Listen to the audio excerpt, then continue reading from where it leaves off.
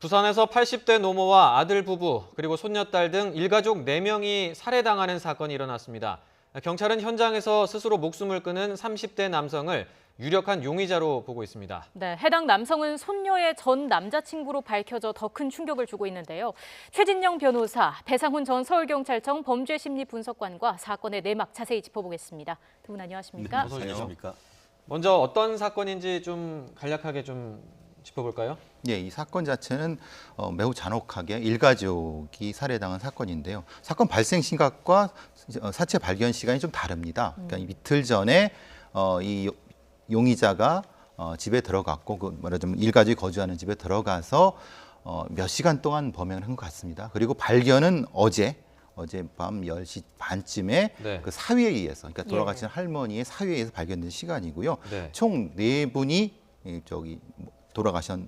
네 명이 돌아가셨고 범인도 자살한 사건입니다. 네. 하나씩 좀 자세히 짚어보겠습니다. 일단 용의자로 32살 남성이 추정되고 있는데 손녀와 교제를 하다가 헤어진 그러니까 전 남자친구인 걸로 알려지고 있어요. 그렇습니다.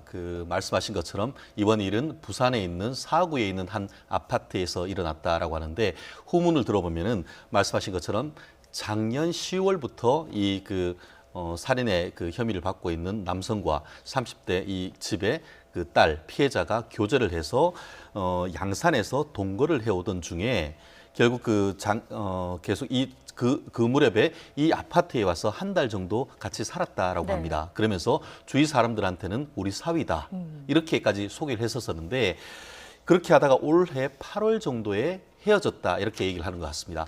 그런 이후에 헤어진 다음에 오늘 지금 피의자로 지목받는 남성 같은 경우에는 굉장히 심리적으로 정신적으로 힘들어했다라는 얘기가 있었었는데 네. 네. 어떻게 된 심판인지는 모르지만 이번 아파트 같은 경우에 본인이 살아서 그런지 쉽게 아파트 문을 열고 들어가는 모습이 CCTV에 들어 있었고 네. 말씀드린 것처럼 집안에 있던 사람들이 한꺼번에 4명이나 살해된 것은 제일 먼저 아버지가 있는 교제하는 그 여성의 아버지가 먼저 있는데 들어갔고 예. 그 이후에 한 분 한 분 들어오는 과정에서 이 일가족을 한 분 한 분 이 사람이 계획적으로 이와 같은 끔찍한 범행을 저질렀다는 것 같습니다.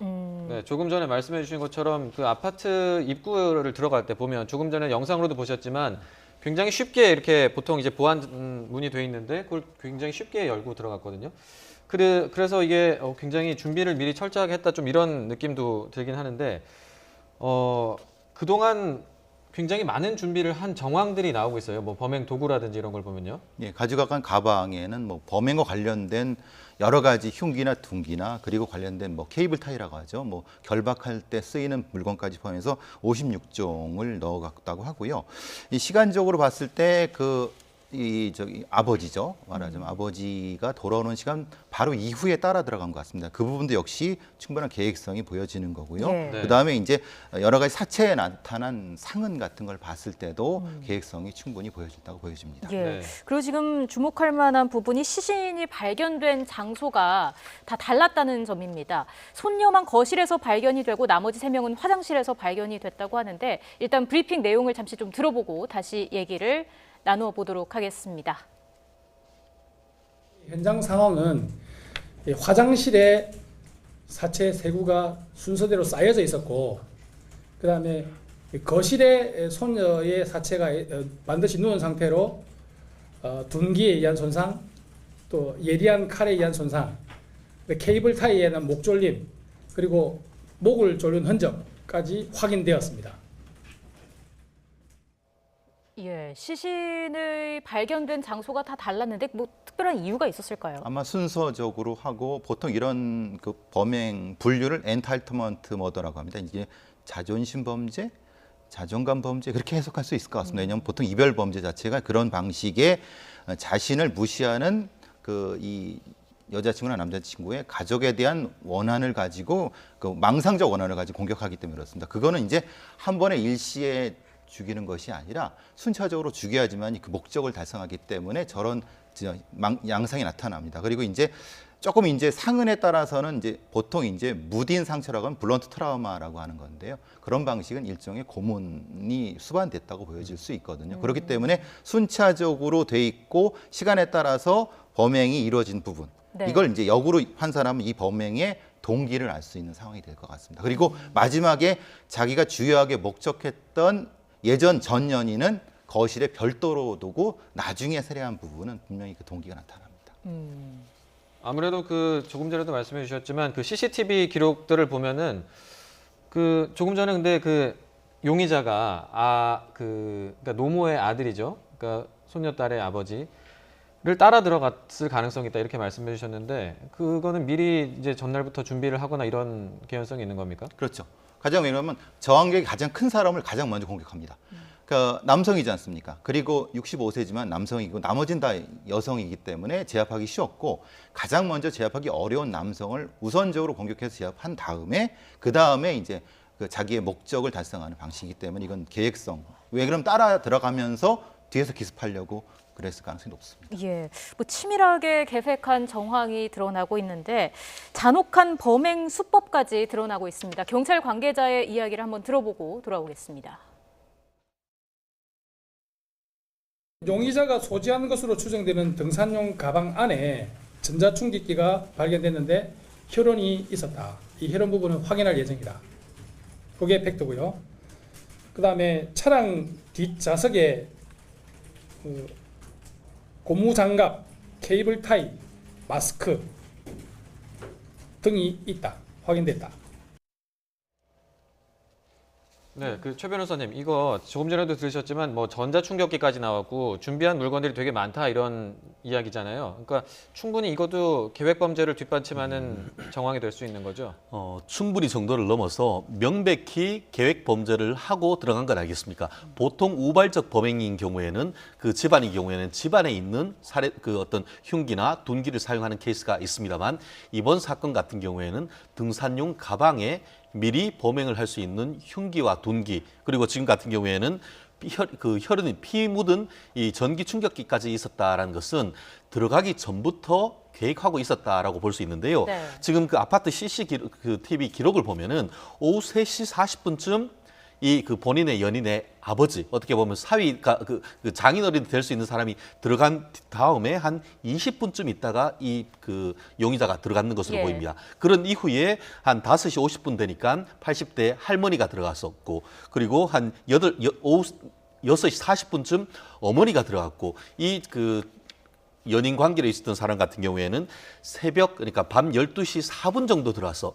결국 한 가족이 일가족이 같이 있었다고 하면 이와 같은 끔찍한 일은 있기 어려웠을 것인데 네. 한 분 한 분 시간을 두고 들어오는 가운데서 결국 남성이 그 장인에 해당하시는 분부터 해서 한 분 한 분에 대한 어떤 범행을 했는 것이고 더불어서 이 56종이라고 되어 있는 아주 다양한 그 흉기와 둔기를 준비했다는 점에서는 예. 굉장히 평소 때 같은 경우에도 이 분들의 어떤 생활의 패턴 같은 것들을 고려하고 살해에 대한 어떤 그 계획을 세운 것이 아닌가 이 부분을 강력하게 추정할 수 있는 부분이 아닌가 싶습니다. 예, 이렇게 순차적으로 범행을 저지르고 스스로도 목숨을 끊은 것 같습니다. 일단 용의자 남성이 발견 당시에 머리에 비닐을 쓴 채 숨져 있었는데 그 질소 가스통 가스를 연결한 비닐봉지를 머리에 쓰고 있었던 상태입니다. 이게 그 질소 가스통이라는 게 쉽게 구할 수 있는 물건인가요? 스킨스쿠버 하는 사람들한테는 쉽게 구할 수 있습니다. 이거는 일종의 말하자면 뭐 다른 방식으로 가스를 압축하거나 다르게 이제 용도를 희석시키려고 할 수 있는 산업용으로는 그렇게 어렵지 않게 구할 수 있습니다. 그 얘기는 뭐냐면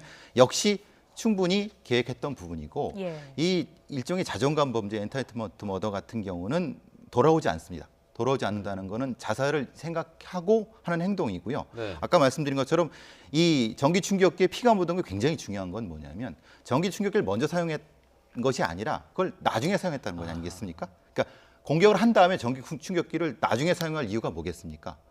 그러니까 순서로 생각했을 때 그럼 전기 충격기는 사람을 제압하려고 하는 것이 아니라 일종의 고통을 주려고 했다는 걸 우리가 이제 쉽게 이제 추정할 수 있는 거죠. 그러니까 이거 자체는 매우 잔혹 범죄에 들어갈 수 있습니다.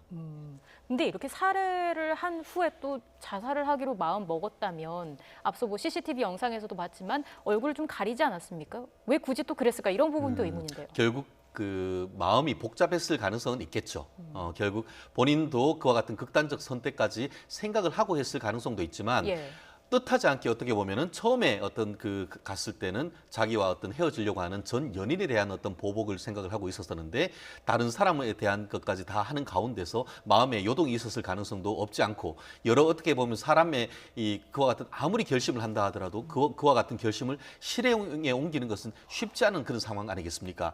특히 이번 같은 경우에는 범행을 다 한 이후에 지금 CCTV를 보면 밖에 나왔다가 들어갔다 하는 결국 범행한 이후에도 마음에 어떤 요동이 있었던 그런 부분이 있기 때문에 어떤 그 본능적인 측면에서 봤을 때에 여전히 얼굴을 가리려고 그래서 본인의 어떤 극단적 선택을 하지 아니했을 때의 어떤 생존하고 도주하는 것까지도 나름대로 고민했던 그런 흔적이 아닌가 생각을 합니다. 교수님께서 보시기에는 어떤 심리가 있었다고 보십니까?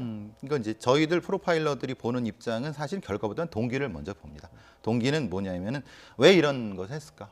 왜 이런 범죄를 했을까가 이제 얼굴이라든가 몸에 나타나게 됩니다. 그러니까 특정한 얼굴과 목 위를 집중적으로 공격했다고 하면 이것은 이 죽음을 위한 공격보다는 고통을 위한 공격이 되는 거고요. 순서가 이제 둔기, 흉기로 가면은 고통이고 흉기, 둔기로 가면은 그거는 이제 살해 목적이거든요. 네. 그걸 이제 부검을 통해서 밝혀내게 되면 정확히 동기가 나타날 수 있습니다. 그래서 지금 아직 부검결과가 나타나지 않았기 때문에 예. 그렇지만 동기는 분명히 제가 추정한 부분은 분명히 그런 것 같습니다. 그렇기 때문에 잔혹범죄라고 얘기를 합니다. 실질적으로 이 케이스 같은 경우에는 아버지나 엄마 그리고 할머니에 대해서는 시신 손상이 그렇게 없었던 것 같습니다. 그 반면에 전 여자친구에 대해서는 굉장히 네. 그 시신 손상이 있었던 것을 봤을 때는 지금 교수님께서 말씀하시는 것처럼 어떤 개인적인 치정, 원한 이런 부분이 작용했지 않을까 하는 그 추정이 가능한데 하지만 아직까지는 지금 뭐 특히 이제 범행을 하는 사람이 지금 극단적 선택을 해버리는 그런 상황이기 때문에 네.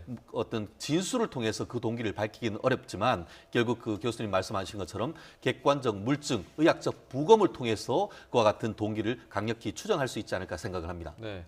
교수님, 그 여러 가지 정황을 봤을 때 굉장히 뭐 원한을 깊게 품었을 것 같다라는 생각이 드는데 그럼 이런 잔혹한 범죄까지 가기 전에 혹시 뭐 사전에 무슨 징조라든지 그런 조짐이 좀 있었을까요? 이런 경우는 어떻습니까? 충분히 이런 이별 범죄, 그러니까 흔히 말하는 자존감 범죄는 전조증상이 충분히 있습니다. 말하자면 어떤 쓰는 언어 자체, 문자로 보내거나 이제 카톡으로 보내는 언어 자체에 대한 상승감이 빠르게 올라갑니다. 그게 이제 보통 빠른 사람은 한 달, 두 달, 그 다음에 적은 사람은 2주 정도에서 그 쓰는 언어 자체의 굉장히 그 잔혹한 언어 자체, 이거 자체가 올라가기 때문에 어느 정도 중간 정도로의 이걸 뭐 조금 징조를 느꼈다고 하면은 사실은 좀 많이 좀 피했어야 되는데 네. 보통의 경우는 참 그게 좀 어렵습니다. 그런데 분명히 전조 증상이 나타났을 겁니다. 지금 뭐 의문점도 많은 상황인데요. 경찰 수사를 통해서 어떤 또 일들이 밝혀지게 될지 지켜봐야 할 것 같습니다. 자, 끔찍한 사건이 또 있었습니다. 상견례를 앞둔 예비 신부를 살해한 끔찍한 일이 있었습니다. 이게 어떤 일이 있었던 그렇습니다. 걸까요? 지난 24일 강원도 춘천에서 있었던 춘천의 한 아파트에 있었던 사건인 것 같은데요. 네. 실제로 그 예비 신랑 자기 집에 네. 이 예비 신부가 된 사람을 그 구리 쪽에 직장 다니는 사람을 오라고 했고 거기에서 이제 그 말다툼 끝에 지금 격분한 상태에서 그 예비 신부를 극단적으로 살해했던 그런 케이스 같은데 이번 같은 경우에 단순한 살해를 넘어서 어떤 시신에 대한 훼손까지 있었던 그런 예. 사건이고 살해한 이후에 도주를 했는데 이후에 이 그 남자의 아빠가 집에 그 새벽에 돌아와 보니까 이 자기 예비 며느리가 그렇게 사망하는 것을 보고 신고를 했고 그 이후에 이제 경찰이 그 어떤 그 출동을 했는데 또 한 가지 지금 언론 보도를 보면은 이 그 가해자가 자기 어머니한테 전화를 해서 자수 의사를 보였고 그래서 본인에 있는 어떤 위치도 확인돼 가지고 그 과정에서 긴급 체포됐다라고 하는 것 같은데 예. 이번 같은 경우에도 굉장히 분노 범죄의 하나로서 또 특히 말씀드린 것처럼 단순히 살해를 넘어서 사체에 대한 훼손까지 있었다는 점에서 굉장히 분노를 자아내는 그런 사건인 것 같습니다. 네. 네. 근데 범행 동기를 두고 지금 가해자 쪽과 피해자 유족 측의 주장이 좀 다른 것 같아요. 어떻습니까? 지금 상태로 봐서는 이건 전적으로 돌아가신 분은 지금 말씀하실 수 없는 상태고 가해자, 범인이 얘기하는 겁니다. 말하자면 예를 들면은 신혼의 혼수 문제였다라고 얘기를 하지만 피해자 쪽은 전혀 그런 거 없었다라고 하면 이것은 좀 객관적으로 봐야 될 것 같습니다. 이제 왜냐하면은 가해자가 그런 얘기를 하는 것은 나중에 재판이나 이런 걸 때 감형 부분이 분명히 존재했습니다. 왜냐하면 이건 내가 뭐 어떻게 둘이 싸우다가 우발적으로 했다라는 것에 대한 얘기가 될 수 있는 거거든요.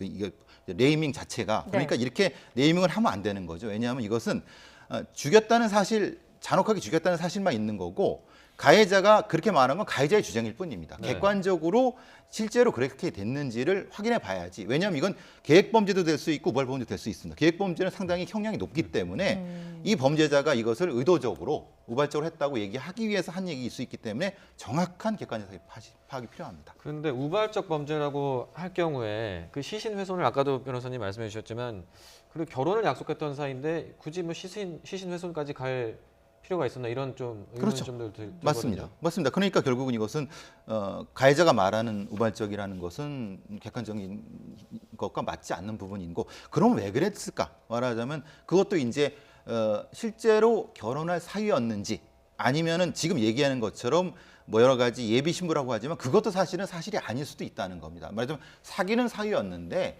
예를 들면 여자분께서는 헤어지려고 했을 수도 있다는 겁니다. 그건 모르는 상태이기 때문에 네. 이 부분은 정확히 파악해야 될 것 같습니다. 그 부분에 대한 조사도 필요할 것 같고요. 근데 또 피해자 유족 측의 입장 들어보면 평소에 예비 신랑의 그 태도에도 좀 문제가 있었다 이런 얘기가 있더라고요. 그렇습니다. 말씀하신 것처럼 그 동기에 따라서 이 가해자의 처벌받는 형량이 굉장히 다를 수가 있고 네. 또 경우에 따라서는 지금 가해자의 주장에 따른다고 하면은 결국 피해자의 명예 같은 경우에도 굉장히 손상될 수 있는 그런 부분 아닙니까? 그렇다 보니까 이 피해자의 유족들 같은 경우에는 굉장히 그와 같은 언론 보도에 대해서 반발하고 있는 것 같습니다. 네. 한마디로 우발적 범행이 아니고 계획적 범행이다라고 지금 주장을 하고 있는데요. 그 이유는 이런 것 같습니다. 말씀하신 것처럼 지금 그 피해 여성 같은 경우에는 신입사원이었다고 합니다. 예. 그런데 회사로 하루에 20통을 계속 전화를 했다는 거예요. 굉장히 강한 집착을 보였다라고 하고 있고 네. 지금 그 이 피해 여성 같은 경우에는 그 서울에서 이제 직장을 다니고 있어서 결혼을 한다 하더라도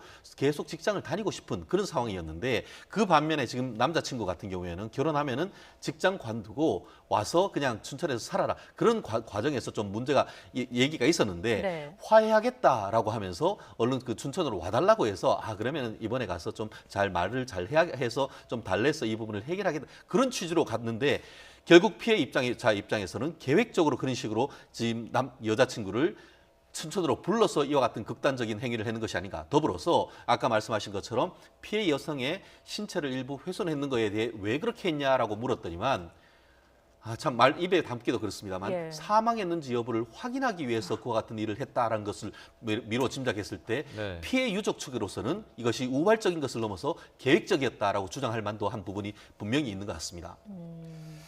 그 아까도 말씀해 주셨지만 그 사실관계가 좀 명확하게 먼저 파악이 돼야 될 것 같습니다. 이 사건도 좀 앞으로 잘 두고 봐야 될 것 같고요. 다음으로 좀 영화에서나 나올 법한 일이 대낮에 서울 도심에서 벌어졌는데요. 우선 영상으로 좀 보고 이야기 그대로 나눠보도록 하겠습니다. 영상 보시죠.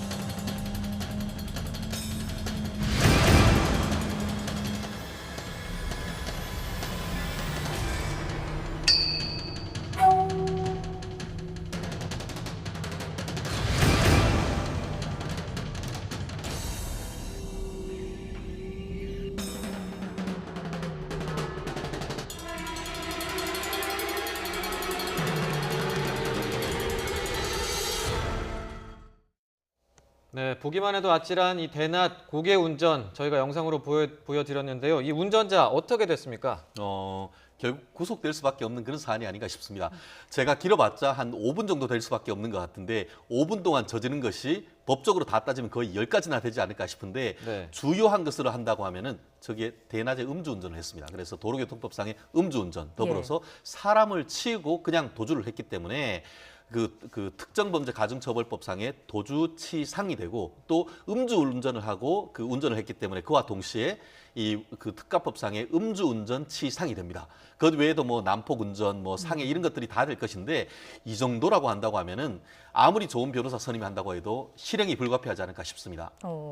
적용되는 혐의가 상당한데 여기에다 또 혐의를 부인하고 있지 않습니까? 그렇습니다. 뭐 이걸 도대체 어떻게 해석을 해야 될지 모르겠습니다만 예. 물증이라고 할 수 있는 CCTV 그리고 블랙박스 그 영상이 다 있음에도 불구하고 이와 같은 부인을 한다라고 한다고 하면은 결국 법정에 갔을 때에 죄가 인정될 경우 형이 훨씬 더 올라갑니다. 네. 그리고 한 가지 최근 그 YTN에서도 말씀드렸듯이 이 그 대낮에도 지금 음주운전 단속을 한다라고 얘기를 하는 것 같습니다. 통계적으로 봤을 때의 음주운전이 밤에만 하는 것이 아니고 10건 중에 2건 정도, 한 20% 정도는 대낮 음주운전이다라고 얘기를 하는 것 같은데 네. 이번 케이스도 그와 비슷한 사안이 네. 아니었나 싶습니다. 네, 지금 저 영상을 보고 계시는데 저 차에 근데 여자친구도 같이 태우고 운전을 했다는 거 아니겠습니까? 여자친구 같은 경우에는 어떤 처분을 받게 될까요? 근데 이건 조금 논란이 될 수 있는 거는 그것을 이제 알고 그랬는지 고의적으로 이제 그 음주운전을 하도록 한 것이 아니라 혹시 강제로 태워줄 수도 있는 거 아니겠습니까? 네. 보통 이런 상습적 음주운전자 같은 경우는 이게 습관입니다. 습관이고 이제 일종의 과시욕 때문에 여자를 강제로 태웠을 수도 있기 때문에 그건 좀 파악을 해봐야 되겠죠. 왜냐하면 그걸 술을 먹으라고 하진 않았을 테니까요. 근데 네. 대신에 이제 이 부분에 대한 판단은 조금 더 정확히 해봐야 될 것 같습니다. 그 부분은 이른바 음주운전 방조 혐의로 이제 처벌되는 것인데 음주운전 방조로 처벌하기 위해서는 그냥 가만히 그냥 같이 타고만 있어서 음주운전 방조가 되는 것이 아니고 네. 아유 음주해도 그냥 해도 돼 내가 책임질 테니까 같이 운전하고 가자 이런 식으로 이제 언어적으로 그 독려를 하고 이런 케이스에만 그 음주운전 방조로 처벌되는 것이지 예. 지금 교수님 말씀하신 것처럼 남자친구가 하는데 가기도 싫은데 아이고, 가자고 하니까 어쩔 수 없이 같이 갔다라고 할 경우에 그런 케이스까지 처벌되지는 않습니다. 그렇기 때문에 말씀하신 것처럼 CCTV나 그때의 술을 먹으면서의 어떤 전후 상황 이런 부분에 대한 이 여자친구에 대한 추가적인 조사, 참고인 조사를 통해서 음주운전 방조 여부는 결론이 나지 않을까 싶습니다. 예, 네. 최근에 음주운전 관련해서 사고가 좀 많이 발생하고 있는 것 같은데 그렇기 때문에 이와 관련한 처벌이 좀 강화돼야 한다 얘기도 많이 나오고 있습니다. 그렇습니다. 지금 국정감사 같은 경우에도 지금 법무부에 국회의원들이 질문하지 않습니까? 네. 그랬더니만 그에 대한 답 같은 경우에도 삼진 아웃 제도를 강화하겠다. 저도 사실 그 변호사를 합니다만 세 번째 음주운전 걸려서 달달달달 떨면서 혹시 구속되면 어떡하냐 합니다만 저 또한 그럽니다. 너무 걱정하지 마시라고. 왜냐하면은 말은 삼진 아웃이다라고 하지만 세 번 걸렸음에도 불구하고 실제로 또 벌금으로 나오는 케이스도 없지 않습니다. 변호사의 입장으로 이렇게 말씀드리기에는 좀 곤란하긴 합니다만 좀 더 음주운전 처벌에 대한 그 방망이를 솜방망이에서 쇠방망이로 바꿀 필요가 있지 않을까 싶습니다. 그 쇠방망이가 어느 정도 수준이 돼야 될까요? 실제로 결국은 뭐냐면은 벌금을 낸다고 하면은 그것 가지고 처벌이 되겠습니까? 실제로 외제차가 를 몰 정도의 어떤 경제력이 된다고 하면은 벌금 500만 원, 1000만 원 가지고는 안 되고 결국 우리가 얘기하는 콩밥을 먹인다라고 할 정도로 구치소에 한번 갔다 나올 정도가 돼야 아이고 이렇게 하다가는 나도 되고 나도 내가 만약에 술을 먹고 그 운전을 할 경우에는 저렇게 강하게 처벌된다라는 것에 대한 이른바 일반 예방 효과가 있지 않을까 생각합니다. 배 교수님은 외국 네. 같은 경우는 이게 재산에 비례해서 벌금을 내게 합니다. 그러니까 유명한 어떤 그 CEO라고 하면은 그 재산이 1조라고 하면은 거기에 맞는 0.몇 %니까 수백억의 벌금을 내게 합니다. 그 정도로 실제의 효과가 있는 것이 돼야 된다고 합니다. 예. 지금은 이런 건 벌금이 딱 정량제로 정해져 있지 않습니까? 그러니까 재산에 비례해서 내게 한다면 그것도 효과가 있지 않을까 싶습니다. 근데 실제 효과 있는 부분 이걸 말씀을 해주셨는데 실제로 음주운전을 줄이기 위해서는 처벌 강화만이 능사는 아니다 이런 얘기도 나오고 있어요. 기본적으로 뭐가 더 이제 필요할까요? 그 법률적인 측면에서는 처벌을 강화하거나 아니면 현재 있는 법 같은 경우에는 법 자체를 또 계속 높이기는 쉽지 않지만 그 현행 법 하에서 대법원 양형위원회의 양형 기준을 좀 더 올리는 그런 작업도 좀 병행할 필요가 있는 것 같은데요. 네. 그런데 이게 아까도 말씀드렸듯이 음주는 습관입니다. 실제로 이제 습관화되다 보니까 이런 일이 벌어지는 것 같은데 그렇죠. 습관이 안 되려고 하면 뜨거운 맛을 보여주는 그런 수밖에 없는 것 같은데 본질적으로 같은 경우에는 이런 부분에 있어가지고 음주운전에 대한 문화나 이런 부분을 바꿔야 되는 것이죠. 그리고 아까 말씀드렸듯이 단속을 밤에만 할 것이 아니고 최근 같은 경우에는 그 경찰 같은 경우에도 10건 중에 2건이 지금 통계적으로 낮에 일어나는 음주운전 사고이기 때문에 네. 낮에도 조금 그 교통은 좀 막힌다 하더라도 낮에 아니면은 아침 일찍 이와 같은 음주운전을 단속을 해서 그 설령 이제 그 밤에 하더라도 일찍 나오는 분들은 아직 술 덜 깬 분들 있지 않습니까? 예. 네. 그런 것까지도 잡아내려고 하는 이 그 음주운전을 단속하려는 경찰의 의지 자체도 굉장히 중요한 부분이 아닌가 생각을 합니다. 배 교수님은 어떻게 생각하십니까? 기본적으로 이제 음주는 습관이고 습성입니다. 그래서 한번 봐주고 그런 상태에서는 저는 치료가 필요하다고 봅니다. 기본적으로 이건 정신병에 준하는 치료가 필요하다고 봅니다. 실제로 근데 효과가 있습니다. 근데 예. 이제 보통은 이 음주운전을 처벌만 하고 벌금만 하고 그런데 대부분 집행유예만 하고 하기 때문에 이 사람들이 그걸 알고 있습니다. 그렇다고 보면은 사실은 이 상습 음주운전자 같은 경우는 정신병에 관한 준하는 형태로 치료를 하게 되면 이 치료가 뭐 하루 이틀 되는 게 아닙니다. 최소한 이건 6개월 이상의 치료 기간을 요하는 방식의 아주 강한 치료가 필요하다고 보여집니다. 네, 분명한 근본적인 대책이 좀 필요해 보입니다. 지금까지 최진영 변호사, 배상훈 전 서울경찰청 범죄심리분석관과 이야기 나눠봤습니다. 두 분 고맙습니다. 고맙습니다.